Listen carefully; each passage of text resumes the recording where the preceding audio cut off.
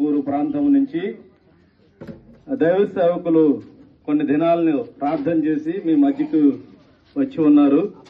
వారి యొక్క గొప్ప శుభవార్తను మన మధ్యకి తీసుకొచ్చున్నాడు.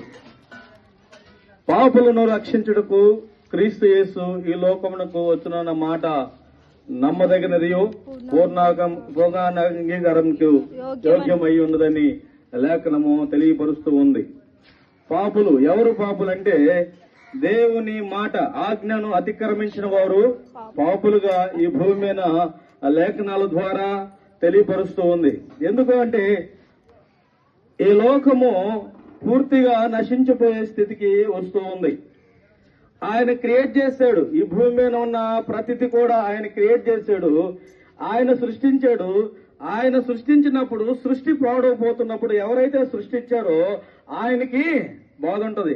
ఈ భూమి మీద ఏ వస్తువు అయితే ఎవరు తయారు చేశారో, ఈ భూమి మీద ఎవరైతే ఏ వస్తువుని నిర్మిస్తారో ఆ వస్తువు పాడైపోయినప్పుడు ఎవరికి బాధ ఉంటుంటది అంటే ఆ వస్తువును తయారు చేసిన వ్యక్తికి మనసులో బాధ ఉంటుంది. చూస్తూ ఉంటారు చాలా మంది, ఆ వస్తువు తుప్పు పట్టిపోయినా పాడైపోయినా చూస్తూ ఉంటారు. కానీ ఎవరైతే దాన్ని